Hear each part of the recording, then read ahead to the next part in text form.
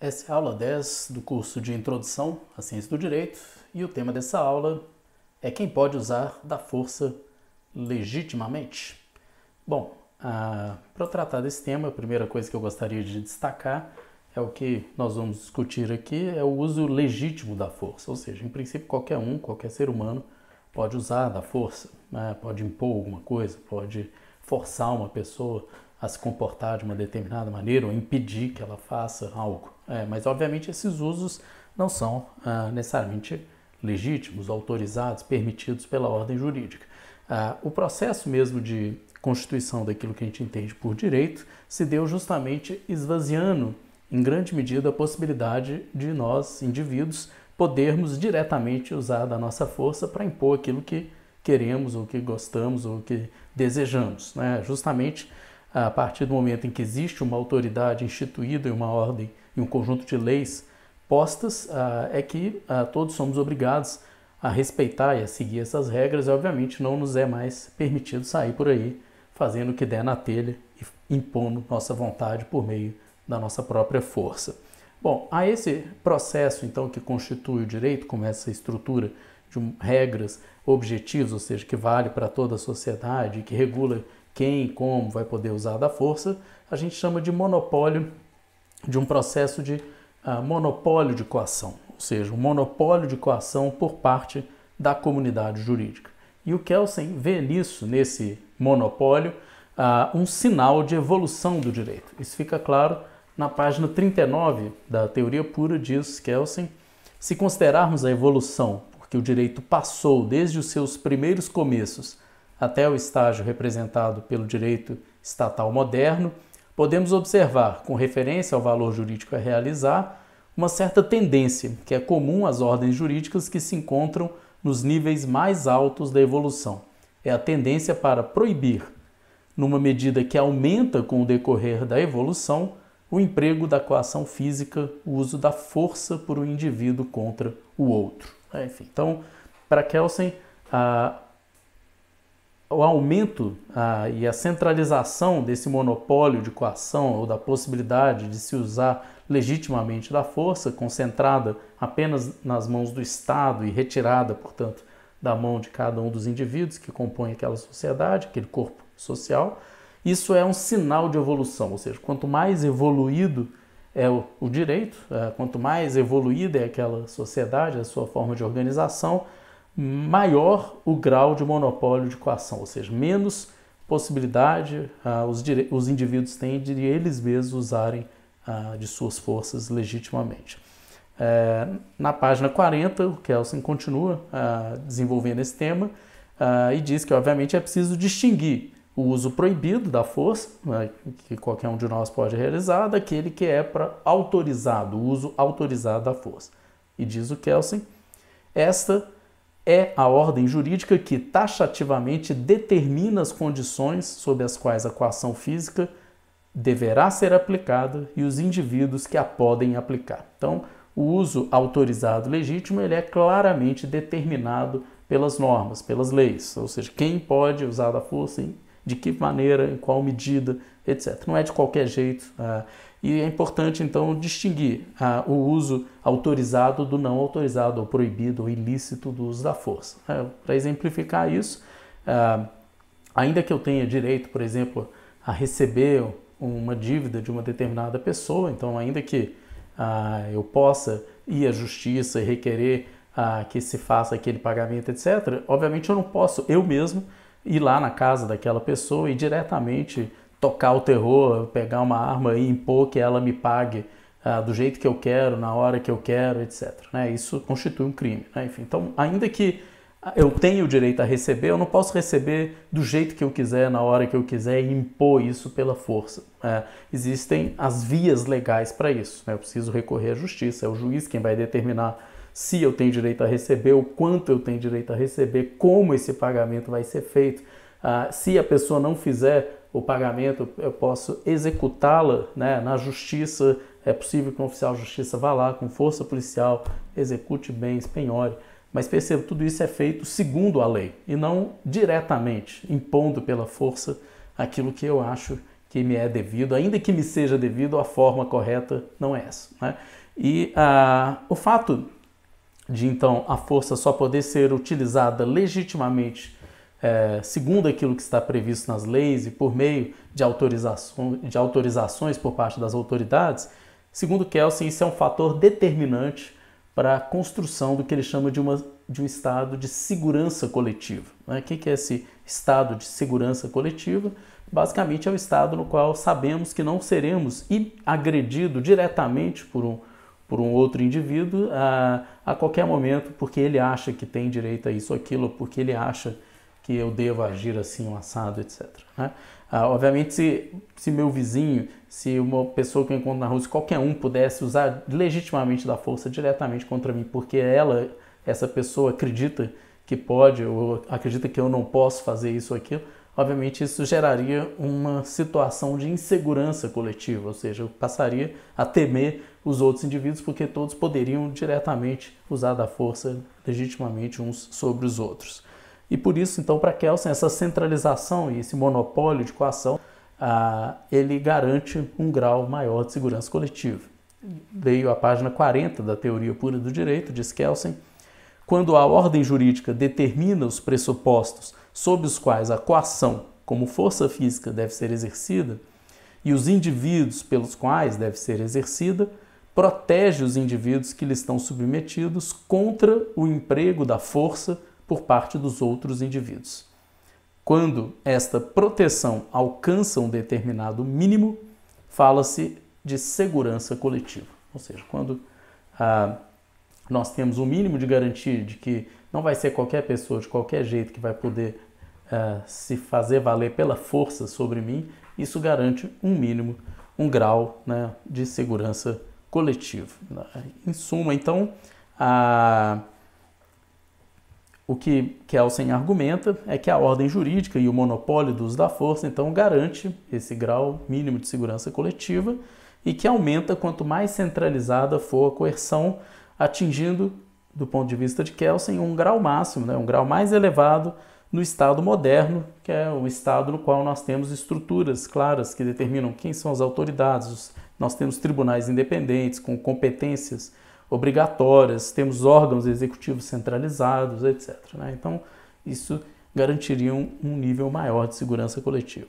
A aplicação, então, da sanção, né, e para exemplificar isso, Kelsen mostra como o Estado moderno, então, diferentemente dos estados que ele vai chamar de ordens jurídicas primitivas, nas quais justamente não havia essa centralização da sanção e da atribuição de autoridade. A aplicação da sanção nessas ordens, que ele chama de primitivas, elas tendem a ser descentralizadas, ou seja, as consequências jurídicas não são centralizadas em uma única autoridade, o Estado controlando todo o uso legítimo da força. Não, há uma descentralização. Vários indivíduos possuem uma determinada autorização para usar da força, sendo deixado aos indivíduos, cujo muitas vezes nas ordens primitivas é deixado aos próprios indivíduos que foram lesados por um determinado ato ilícito, a possibilidade deles mesmos aplicarem a pena como eles entenderem que ela deve ser aplicada. É o chamado princípio da autodefesa, ou seja, o próprio atingido ou lesado ou prejudicado por uma ação de outrem, por uma ação de um malfeitor, esse mesmo indivíduo estaria autorizado a praticar, a usar da força para poder reparar aquele dano, reparar aquele prejuízo ou reparar aquele mal que lhe foi causado, né? Com a evolução, segundo Kelsen, o direito tende a funcionar segundo um princípio da divisão de trabalho, ou seja, não é o próprio indivíduo que foi atingido que pode legitimamente revidar aquele ato. E, obviamente, com a divisão do trabalho, cabe a aplicação da sanção apenas aos tribunais e às autoridades executivas, limitando-se ao máximo esse princípio da autodefesa, ainda que ele nunca seja completamente eliminado. Basta pensar no caso da legítima defesa. Mas mesmo a legítima defesa, que é a possibilidade de nós usarmos da força apenas para impedir um mal iminente e apenas na medida necessária para isso. Ou seja, não é porque uma pessoa me ameaça com um travesseiro que eu posso disparar um tiro de metralhadora nessa pessoa. Isso não é legítima defesa. Então, a legítima defesa ela é sempre em relação à gravidade do mal e é sempre apenas na medida necessária para evitar aquele mal. Então, se uma pessoa me ameaça e eu consigo, por exemplo, com uma arma, que essa pessoa seja rendida, eu não posso, depois de render essa pessoa, disparar contra ela. Isso já excede, obviamente, o que é o comportamento em legítima defesa. Bom, aqui na argumentação do Kelsen, portanto, essa comparação com as ordens primitivas é interessante justamente lembrar como em sociedades anteriores havia essa atribuição, essa autorização aos próprios indivíduos que foram lesados ou prejudicados, que eles então revidassem legitimamente usando da força. Um exemplo clássico disso é um instrumento, um instituto que havia no direito germânico, no direito penal germânico, chamado Friedlosigkeit, que está projetado aqui no slide. O Friedlosigkeit basicamente era uma prática na qual um indivíduo que cometia um crime, ele era marcado, ele recebia uma marca, por exemplo, um X feito nele, e esse indivíduo então era solto na sociedade, e uma vez marcado, era como se ele então perdesse todas as garantias e qualquer pessoa pudesse fazer o que bem entendesse com esse indivíduo sem que cometesse crime algum, né? Daí o nome Friedlosigkeit. Fried é paz, né? E los é sem paz, né? E Keit é o estado daquele que perdeu a paz, né? Uma espécie de sem pazidade, né? Aquele que não tem mais direito à paz. Enfim, esse indivíduo então solto, imagina uma situação na qual o indivíduo cometeu um crime, né? Vamos imaginar que ele cometeu ele cometeu um crime de estupro, vamos imaginar em relação a uma menor, contra uma menor. E aí ele recebe uma marca e é solto. Imagina o que o pai, por exemplo, dessa menina que foi estuprada poderia fazer com esse indivíduo, sabendo que ele pode fazer o que ele bem entender, que nada constituirá crime, né? Não há limite nesse caso, né? Imagina o que a família dessa pessoa pode fazer, imagina o que qualquer pessoa que se sente agredida, atingida por um ladrão, por um indivíduo qualquer, o que essas pessoas poderiam fazer com o indivíduo se ele fosse simplesmente marcado e jogado ao mundo nessa condição de alguém que não tem nenhuma garantia e contra ela tudo pode ser feito, sem que nada constitua crime, né? Bom, esse é um exemplo de um instituto de autodefesa, na qual os próprios indivíduos poderiam sair e, obviamente, a imaginação humana, a fantasia humana para a crueldade aí seria ilimitada, né? A gente vai ter formas de crueldade sem limites, né? Enfim, então, para Kelsen, isso é um sinal de primitivismo da ordem jurídica, na medida em que é como se nós tivéssemos uma ação individualizada de uso da força autorizada pelo Estado, sem nenhuma medida, sem nenhuma proporção, etc. É até interessante lembrar que desde os seus primórdios o direito nasce justamente de uma tentativa de conter esses excessos de crueldade, né? Tentando impor uma certa justiça, ou seja, uma certa proporcionalidade, ainda que haja um mal a ser reparado, que ele seja, que a pena seja proporcional ou compatível com o mal e não desproporcional. Me parece que, por exemplo, esse instituto do Friedlosigkeit atribuir ao próprio atingido o direito de fazer o que bem entender é dar asas, né, às crueldades, as maiores crueldades que a gente pode imaginar, né? Aliás, é muito comum esse tipo de debate, né, quando acontece algum crime, sobretudo no caso de crimes hediondos, crimes que abalam a opinião pública em função da sua monstruosidade e tal, e aí as pessoas muitas vezes argumentam, né, mas eu gostaria de ver se fosse com você ou se fosse com a sua filha, né, o que você faria, etc. É claro que se fosse comigo ou se fosse com a minha filha, eu faria as maiores atrocidades, né? E é justamente por isso, e é nesse sentido que Kelsen está argumentando, é justamente por isso que essa não é a melhor pessoa para estipular a pena e para aplicar a condenação, porque se depender dela, a gente vai ter uma sociedade absolutamente bárbara de extrema crueldade, né? É preciso entender que por mais grave que seja o crime, existem leis a serem cumpridas, existem procedimentos, e isso garante uma segurança generalizada para todos nós que não ficamos sujeitos à vontade de um ou de outro que se sente atingido. Imagina se numa briga de trânsito aquele que ficou insatisfeito com seu comportamento pudesse fazer o que bem entendesse com você. Imagina se numa briga com o seu vizinho, aquele que se sentiu prejudicado pudesse fazer o que bem entendesse com você, etc. Né? Então, é para impedir que essa selvageria se espalhe que o Kelsen entende que o monopólio de coação por parte do Estado ele garante uma segurança coletiva, uma segurança geral, contrariamente a essas práticas ou esses institutos jurídicos que existiam, como o Friedlosigkeit, de caráter descentralizado e baseado na autodefesa. Bom, outro ponto ainda do Kelsen que eu gostaria de tratar, agora para entender então a natureza desses atos que usam da força não legitimamente, que são os atos ilícitos. Basicamente, o ato ilícito, de um ponto de vista mais técnico, é definido por Kelsen como o ilícito nada mais é do que o pressuposto da sanção negativa.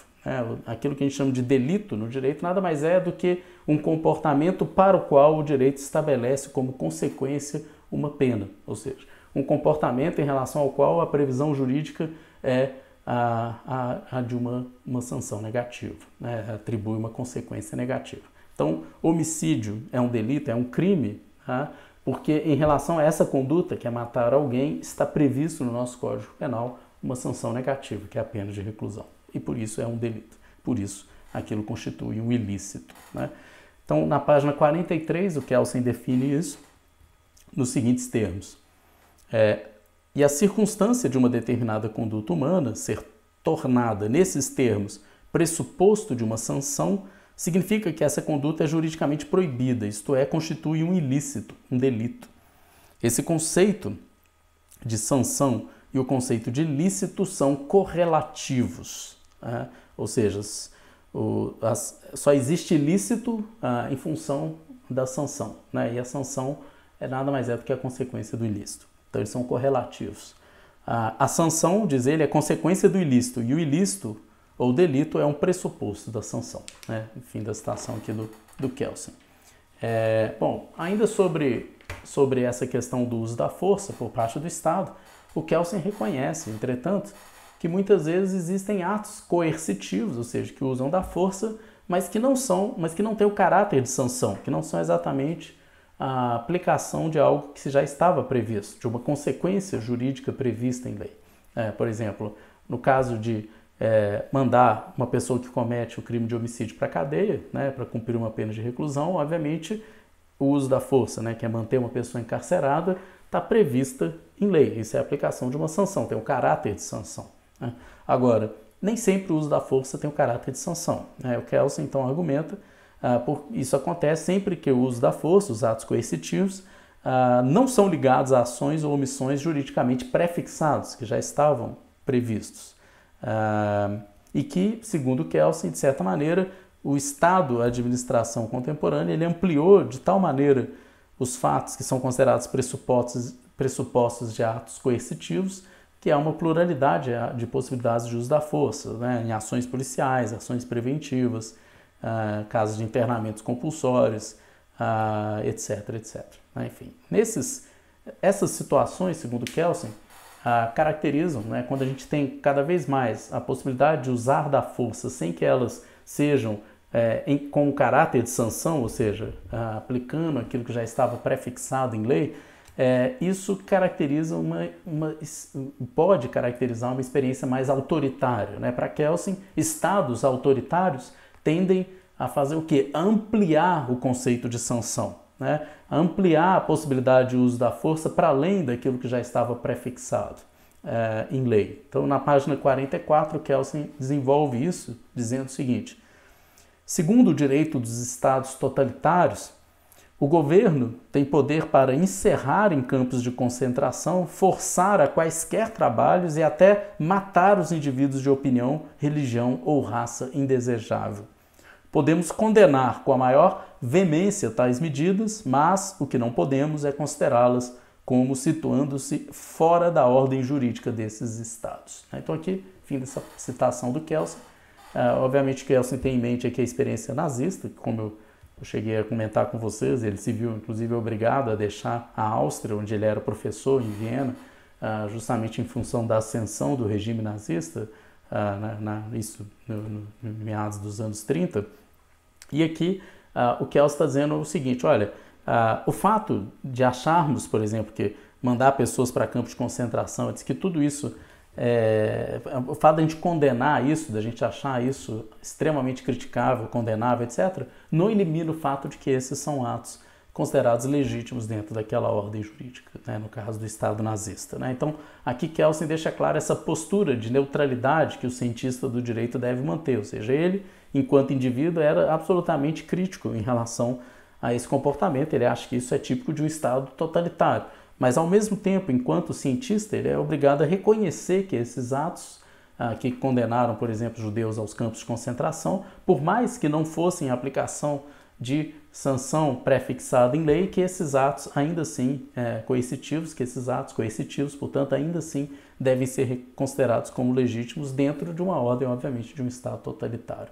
Enfim, então, aqui Kelsen deixa claro que, enquanto cientista, ele precisa reconhecer a natureza legítima do ato, do ponto de vista da ordem imposta, ainda que, do ponto de vista do que ele acredita, ele acha isso uma crueldade injustificável e condenável. Né? Enfim, então, são duas coisas diferentes, né? Porque essa segunda avaliação é uma avaliação de ordem política. A primeira não, é uma avaliação técnico-científica, baseada naquilo que está posto, no caso, na ordem jurídica totalitária de um Estado nazista.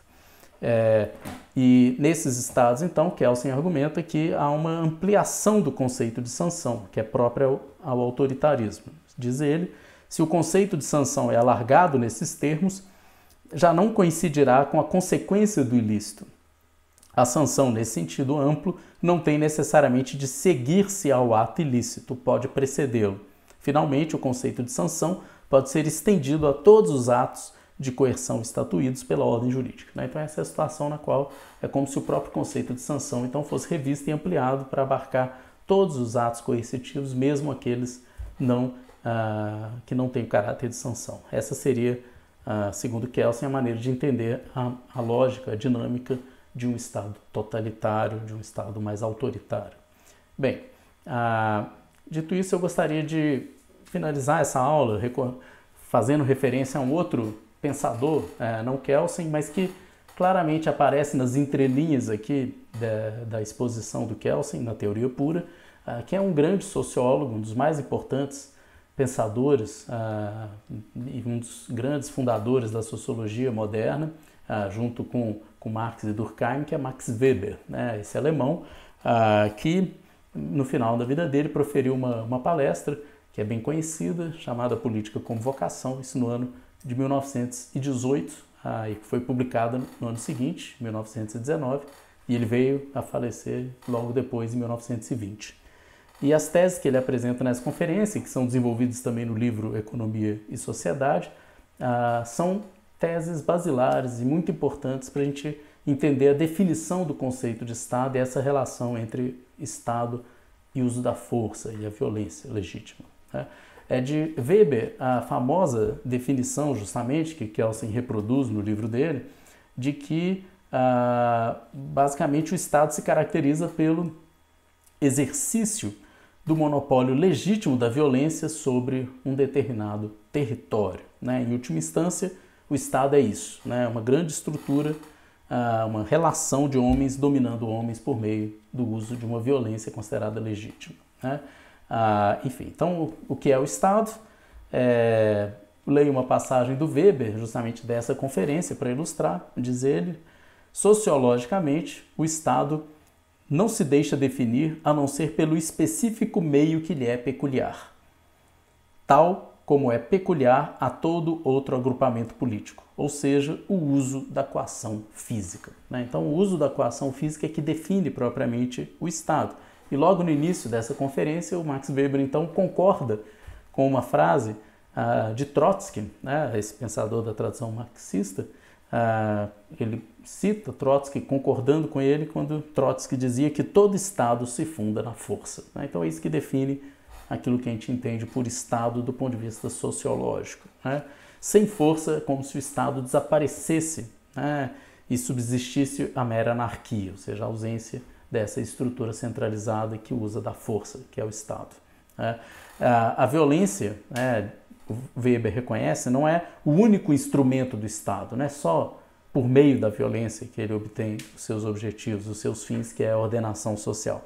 Mas, embora a violência não seja o seu único instrumento, o Weber considera que a violência é o seu instrumento específico, né? Ou seja, sem violência, sem o uso da força, não há Estado, né? E essa tese claramente é compartilhada pelo Kelsen, que vê no elemento coativo, na possibilidade do uso da força, um elemento definitório, essencial para a gente pensar em direito e Estado, né? No seio, então, da teoria do direito, como a de Kelsen, é comum justamente essa crença de que o direito pressupõe o potencial uso da força, sem a qual ele seria completamente ineficaz, né? Suas ordens não seriam seguidas e ele não teria como fazer com que elas fossem obedecidas, né? Enfim, então a coercitividade é vista como uma condição necessária para a eficácia do direito, para que de fato aquelas normas tenham observância social, sejam efetivamente seguidas pelas pessoas. E por isso, justamente, vale lembrar uma famosa frase de Hobbes, proferida no famoso tratado de Leviatã, quando ele diz que pactos sem espadas ou sem a força não passam de palavras, né? Ou seja, não passa de palavras ao vento. Para que isso se transforme em lei, em direito, é preciso a espada, é preciso a força, a capacidade de impor isso, e, portanto, a coerção, a possibilidade da coerção, né? Diz ainda Weber, um ordenamento se chamará direito quando for garantido externamente pela possibilidade de coação, física ou psíquica, por meio de uma ação de um grupo de pessoas especialmente preparado para tanto. Fim da citação, então fica claro que a coação é um elemento absolutamente central para a gente pensar o que é o Estado e o que é o direito, né? Ainda sobre Weber, vai lembrar que Weber define poder como essa capacidade justamente de impor a própria vontade dentro de uma relação social, né? Então, sempre que alguém é capaz de fazer o outro agir de uma determinada maneira, como ele deseja, ele exerce, de certa maneira, poder sobre esse outro, né? E o Estado, portanto, nada mais é do que essa relação de dominação do homem sobre o homem, que é fundado, nessa relação fundada, no instrumento da violência legítima ou naquela violência considerada como legítima, né? E o Estado, então, os caracteriza justamente pelo exercício do monopólio legítimo da violência sobre determinado território, né? E todo o processo de formação do Estado moderno é entendido por Weber e também pelo Kelsen, como a gente viu, justamente como esse processo no qual foi o resultado de uma monopolização dos meios de gestão da violência. O Estado foi se constituindo, monopolizando cada vez mais as possibilidades legítimas do uso da força. E esse processo, que é um processo razoavelmente lento, na ótica de Weber, envolveu uma expropriação dos meios particulares de utilização da força. Nos termos do Weber, mas nos termos do Kelsen, como a gente viu, foi uma redução do princípio da autodefesa, ou seja, a possibilidade de cada um individualmente poder usar legitimamente da força. Isso que caracterizaria o processo de formação do Estado moderno. Cito uma passagem de Weber sobre isso. Eu deixei aqui no slide a imagem da capa do Leviatã, o livro do Hobbes, justamente sobre o Estado moderno, mas citando Weber, diz ele, em nossa época, devemos conceber o Estado contemporâneo como uma comunidade humana que, dentro dos limites de determinado território, reivindica o monopólio do uso legítimo da violência física. É com efeito próprio de nossa época o não reconhecer, em relação a qualquer outro grupo ou aos indivíduos, o direito de fazer uso da violência, a não ser nos casos em que o Estado o tolere. O Estado se transforma, portanto, na única fonte do direito à violência. Por política, entenderemos, consequentemente, o conjunto de esforços feitos em vistas a participar do poder ou a influenciar a divisão do poder, seja entre Estados, seja no interior de um único Estado. Então, fim da citação, essa passagem do Weber deixa clara essa concepção de Estado justamente como esse grande gestor do uso da força, do uso da possibilidade da coação legítima.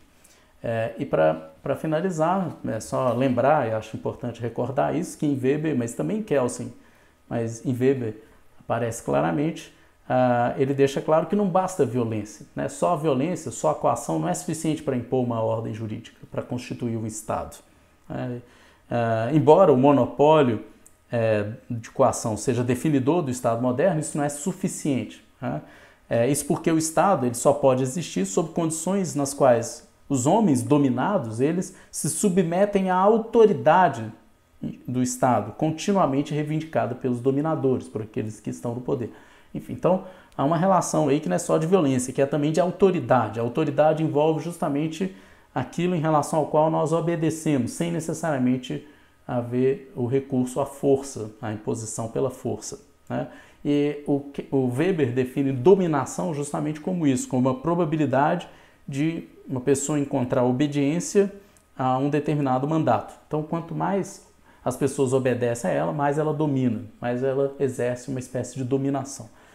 Perceba que esse obedecer, essa probabilidade de ser obedecido, mesmo sem usar da força, né? Então, aquele que domina sem usar da força exerce mais autoridade. Aquele que domina pelo uso da força tem um grau menor de autoridade, um grau maior de força física, de imposição, né? O Weber, então, vai formular várias questões, e ele é famoso justamente por tentar entender o que faz, então, com que os indivíduos se submetam, né? Por que indivíduos se submetem, então, a esses dominadores, né? Que razões levariam, então, os indivíduos a cumprir as ordens e obedecer aquilo que alguém dita, a não ser pela mera imposição da força, pelo mero uso da força. E aí que o Weber vai desenvolver as diferentes formas de legitimação, que conferem legitimidade ao exercício do poder, né? O poder tradicional, o poder carismático, o poder racional, legal, etc, né? Aqui não vem o caso de desenvolver essa apresentação do Weber, mas só entender que não é simplesmente a violência que dá vida à ordem instituída pelo Estado e que faz o direito eficaz, né, observável socialmente. É a violência como um elemento essencial, sem o potencial uso da força. Não há Estado moderno nem direito na ótica do Weber e na ótica do Kelsen, mas para além disso há a autoridade, a obediência e uma dominação que passa por outros elementos. Bom, esse foi o tema da aula de hoje. E na aula seguinte, continuarei tratando dessa questão do uso da força. Até lá.